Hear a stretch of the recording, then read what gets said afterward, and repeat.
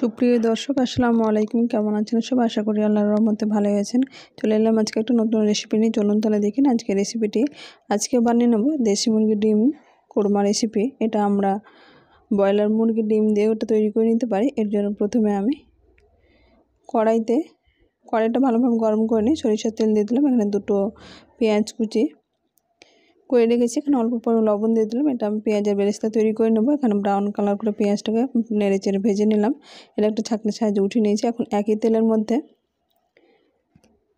দিয়ে দিচ্ছি আমি আগে থেকে ডিমগুলো সেদ্ধ করে রেখেছি, সেই ডিমের খোসাগুলো ছাড়িয়ে নিয়ে এখন অল্প করে এখানে ছিদ্র করে দিতে পারেন কিংবা কেটে দিতে পারেন। ডিম ভাজার সময় অনেক সময় এটা ফেটে যাওয়ার সম্ভাবনা থাকে, তাই এটা সবসময় একটু ছিদ্র করে দেবেন।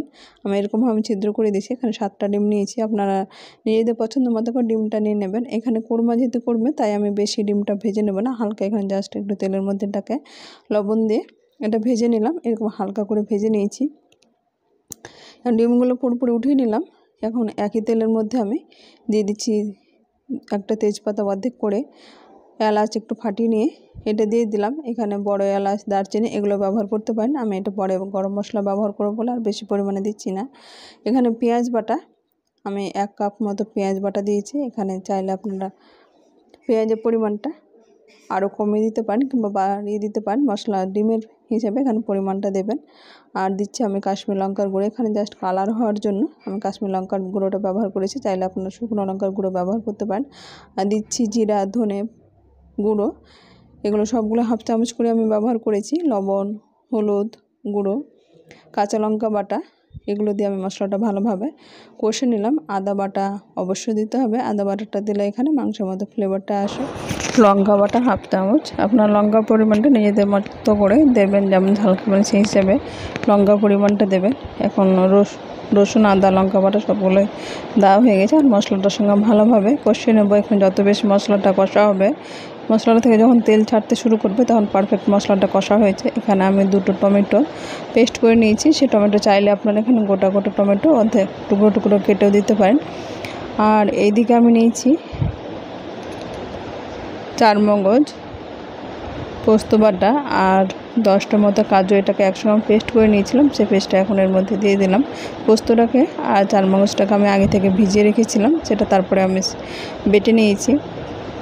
এখন মশলাটা ভালোভাবে কষা হয়েছে, সবগুলো এর মধ্যে দিয়ে দিলাম। আর দিয়ে দিচ্ছি গরম মশলার গুঁড়ো দিয়ে মশলাটা ভালোভাবে আমি আরও ফুটিয়ে নিচ্ছি। বেশ কিছুক্ষণ ফুটিয়ে নিলে এখানে মশলাটা আর যে টমেটো বাটাটা দিয়েছি সেটা ভালোভাবে কষা হয়ে যাবে। এখন এখানে আমি বাটিটা ধুয়ে অল্প পরিমাণে জল দিয়ে দিলাম। আর গরম জল যতটুকু ঝোল করব ততটুকু আমি এখানে গরম জল ব্যবহার করেছি। ঢাকা দিয়ে ভালোভাবে ঝোলটা ফুটিয়ে নিলাম। ঝোলটা ভালোভাবে ফুটে গেছে, ঢাকনা উঠে এখন যে ডিমগুলো আমি হালকা করে ভেজে রেখেছিলাম সেই ডিমগুলোর মধ্যে দিয়ে এখন এটাকে আমি মোটামুটি 3 থেকে 4 মিনিট মিডিয়াম ফ্লেম করে নিয়ে ঢাকনা দিয়ে এটাকে ফুটিয়ে নেব। এখানে কিছুটা আমি ধনেপাতা কুচানো উপর থেকে ছড়িয়ে দেব।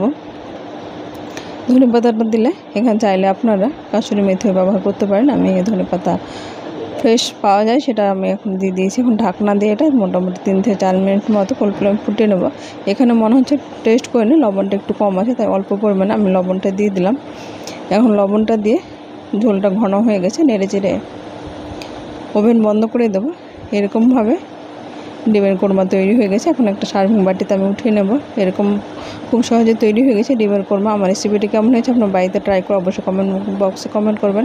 আজ তাহলে এই পর্যন্ত, ফিরে আসছে নতুন কোনো রেসিপি নিয়ে। ভালো থাকবেন, সুস্থ থাকবেন। আসসালামু আলাইকুম, আল্লাহ হাফেজ।